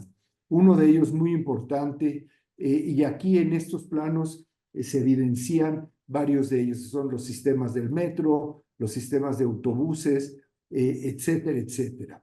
Y basado en estos centros que de manera orgánica se han ido creando alrededor de la propia movilidad de la Ciudad de México, se han localizado una serie de nuevos centros neurálgicos donde ya de alguna forma confluyen estas corrientes de movilidad que de manera natural se están creando en la ciudad. Y la propuesta es que alrededor de estos centros neurálgicos se creen nuevos centros de desarrollo. Estos centros tendrán que estar perfectamente bien articulados entre sí para que funcionen como un solo organismo, y cada uno de estos centros podrá desarrollarse e ir creciendo de tal forma que se cree un nuevo mapa para la Ciudad de México basado en esta situación, a base de estos anillos concéntricos y de estas energías concéntricas que se detonarán o que se están ya detonando en algunos de estos centros. Y de esta forma se creará una nueva retícula y un nuevo sistema, ¿verdad? No solamente de movilidad física, sino también de oportunidades alrededor de estos nuevos centros, y vale la pena decir, para no contradecir de todo a mi amigo el doctor Gómez Tagle, los centros históricos que están protegidos, algunos por la UNESCO y algunos por nuestras propias leyes locales, seguirán siendo conservados, pero dejarán de ser necesariamente los centros de mayor energía para la propia ciudad. Se conservarán como un documento histórico, pasarán a ser estos lugares de visita, lugares de turismo, pero no necesariamente los nuevos lugares de desarrollo y de confluencia de la energía de la nueva ciudad. A mí me ha interesado mucho los tratados o esta nueva propuesta, un poco liderada por mi amigo también Carlos Moreno en París, que ha sido llamada la ciudad de los 15 minutos y que prácticamente lo que propone es la creación o la consolidación de los barrios, de los distintos barrios de la ciudad, donde no le tomaría a ninguno de los habitantes que viven en estos barrios o en su propia casa, no le tomaría más de 15 minutos, ya sea caminando o ya sea en bicicleta, poder acceder a todos los servicios que existen en los distintos lugares de la ciudad, en los distintos lugares del barrio, perdón, que son necesarios para su vida cotidiana, lo cual reduciría de enorme manera los desplazamientos y la movilidad en la ciudad. Y como dice otro amigo mío, Vishaan Chakrabarty, un gran urbanista en Nueva York, que dice, la mejor infraestructura de movilidad es aquella que no se necesita. Entonces dejaríamos de alguna manera de movernos tanto, pero tendríamos todos estos centros perfectamente articulados e interconectados para que la economía y la energía de la ciudad siga funcionando como un solo organismo. Ante esto, este es un poco el panorama general, digamos, o la teoría general del sistema. Y se nos fue encargado ya hace algunos años trabajar en este proyecto que se llamó CETRAM Observatorio. CETRAM quiere decir Centro de Transferencia Modal, que en pocas palabras sería uno de estos centros fundamentales, uno de los 6 o 8 centros neurálgicos más importantes, porque evidentemente estos centros también tendrían una categorización, pero habrían 6 o 8 que serían, digamos, los centros capitales para esta gran ciudad. El centro CETRAM Observatorio, uno de los principales de este sistema.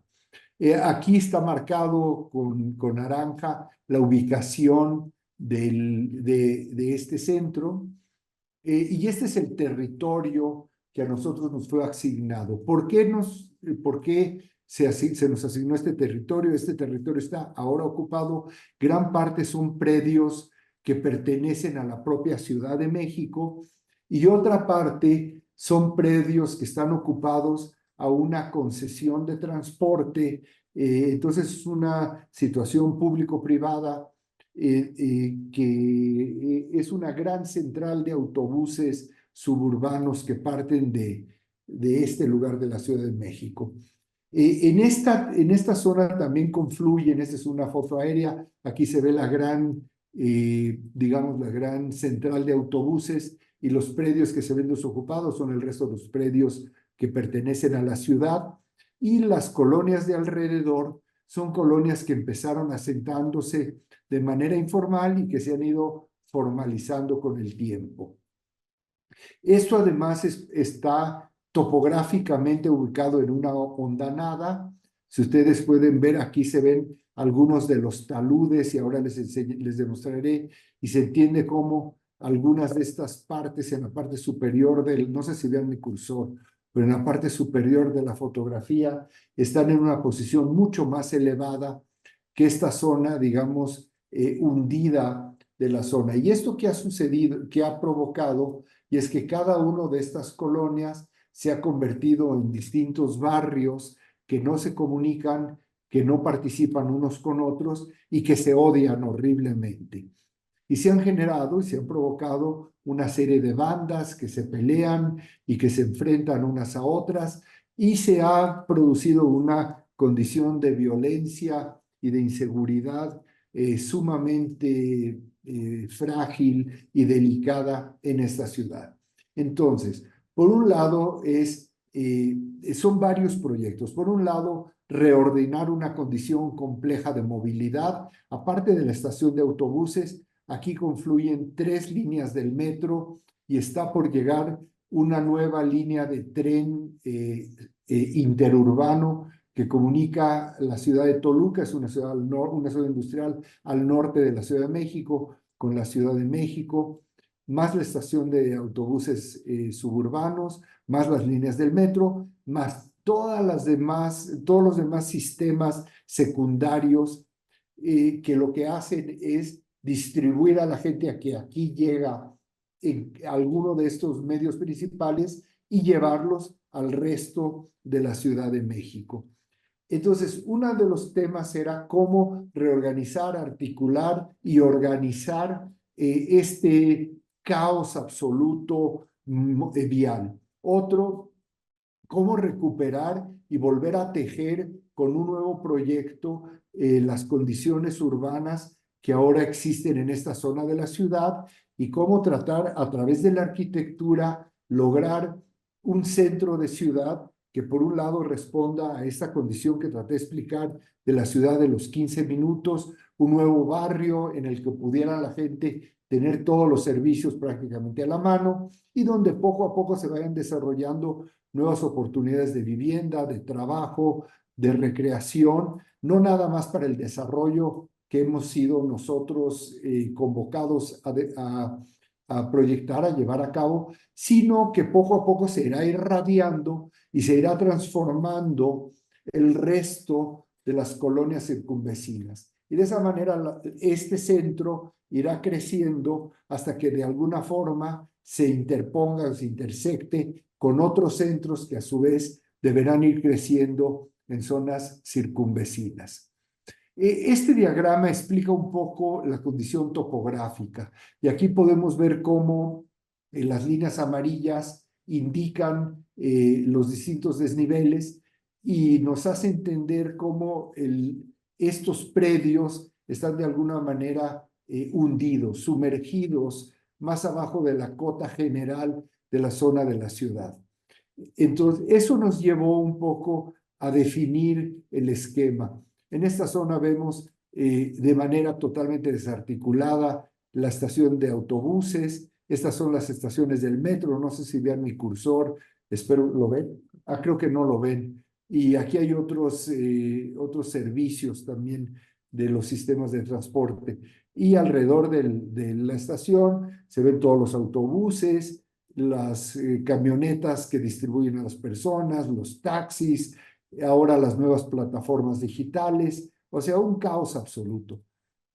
Y esto es un poco lo que encontramos cuando visitamos este lugar, ¿no? Aquí se ven estos 2 oficiales de seguridad tratando de vigilar algo que es prácticamente invigilable, ¿verdad? La violencia es atroz y evidentemente la calidad de vida de esta zona deja mucho que desear. Esto indica un poco las diferencias topográficas.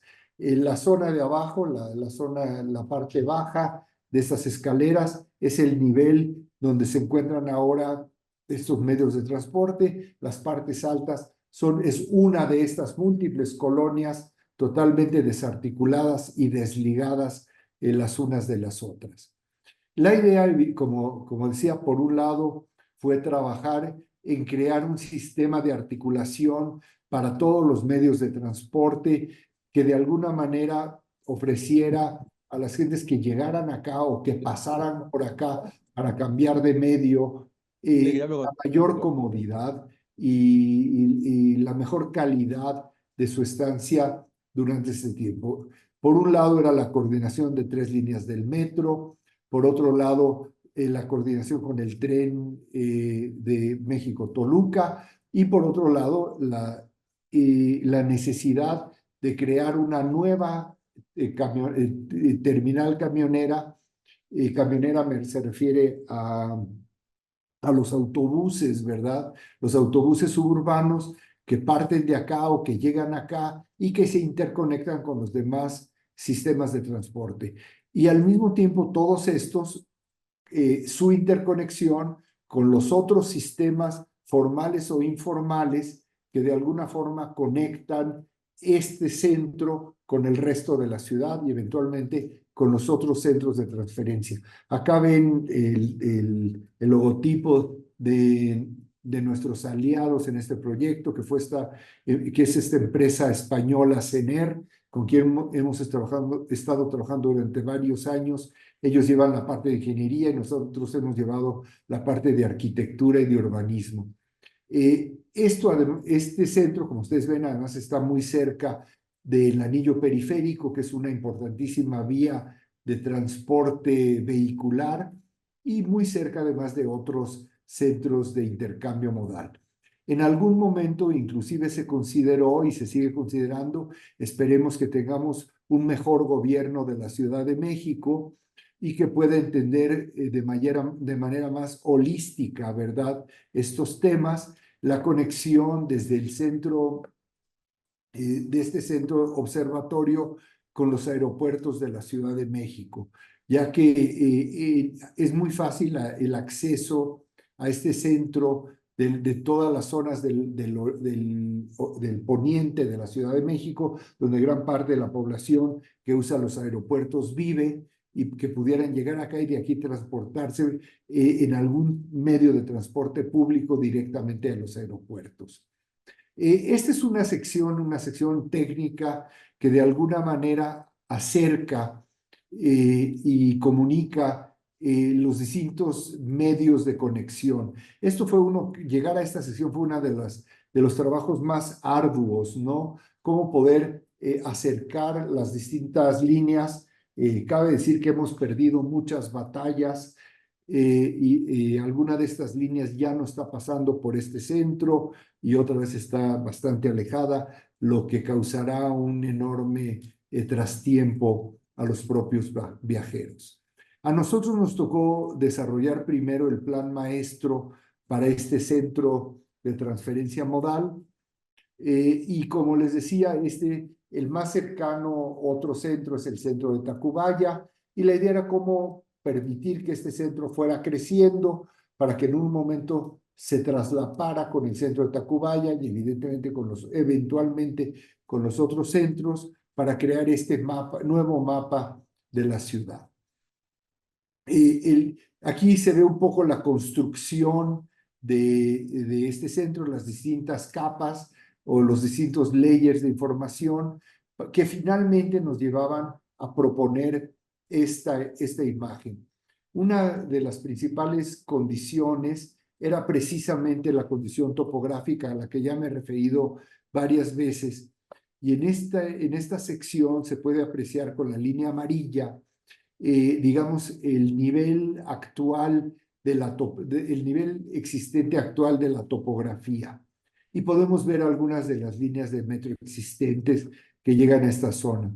Nuestra propuesta básicamente consistía en poder rellenar con infraestructura vial, por cierto, toda la parte inferior, de tal suerte que todos los sistemas de transporte de alguna manera pudieran concentrarse ahí para darles esta facilidad de comunicación a los viajeros.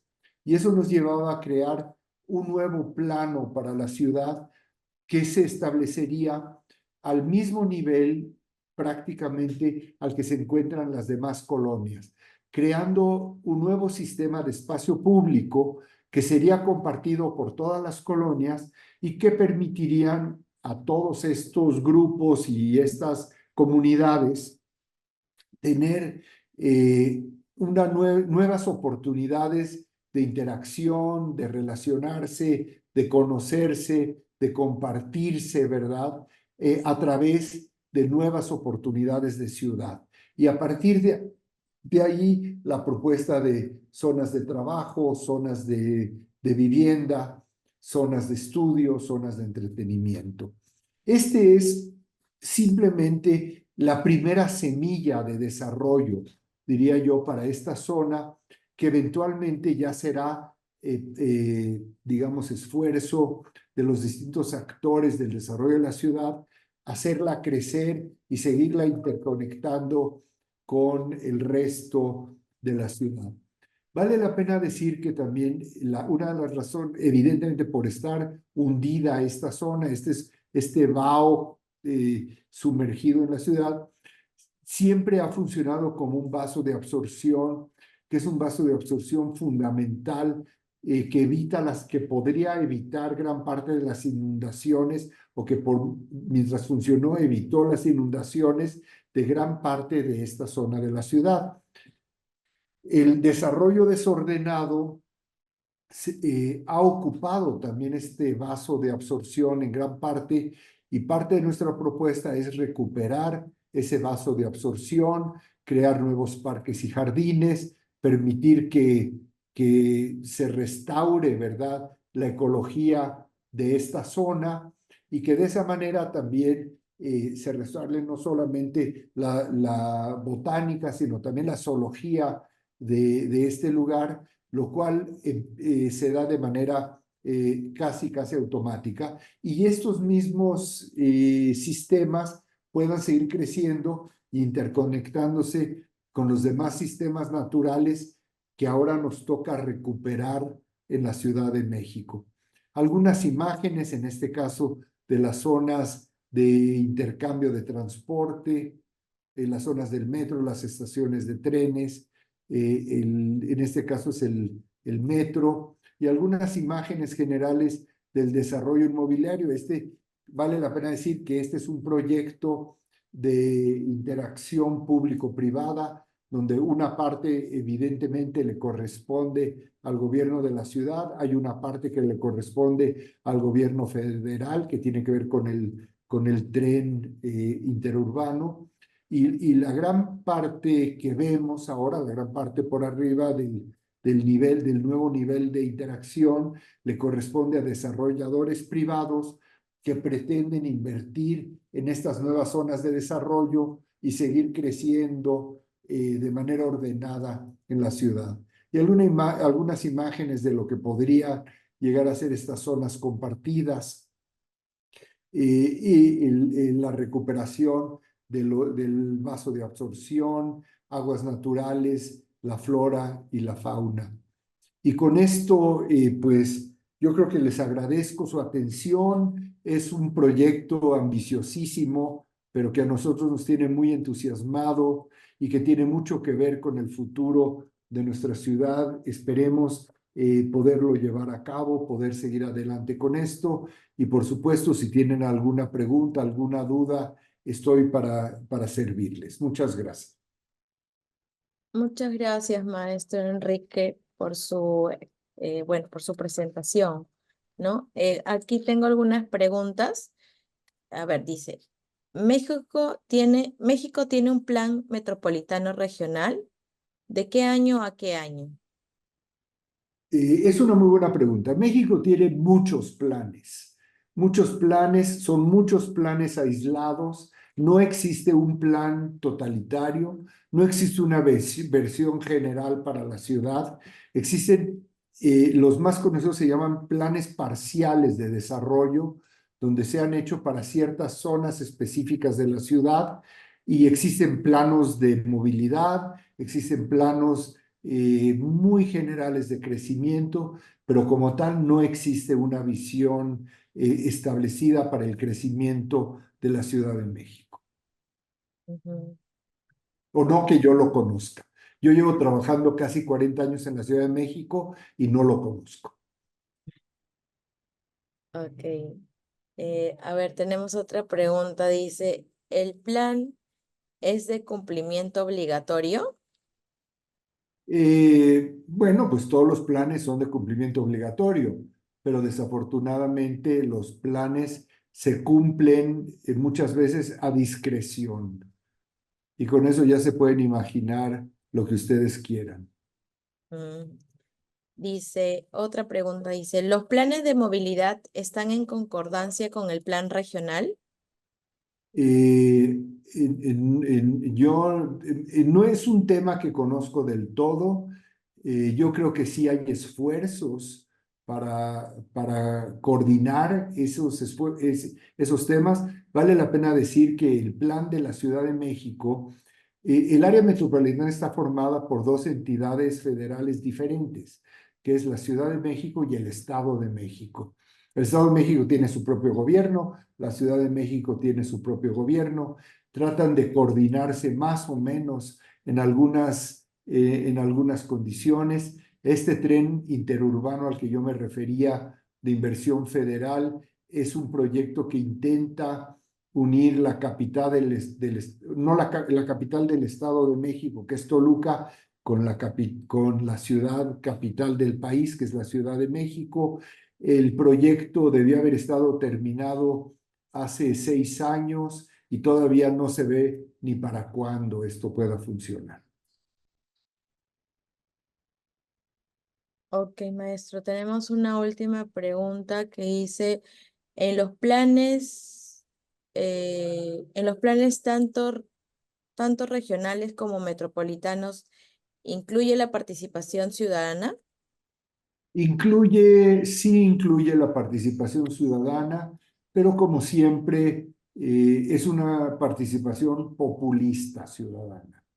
O sea, las gentes, es una condición política populista, de la manera que es invitada las comunidades a participar. Esa es mi apreciación, con todo respeto.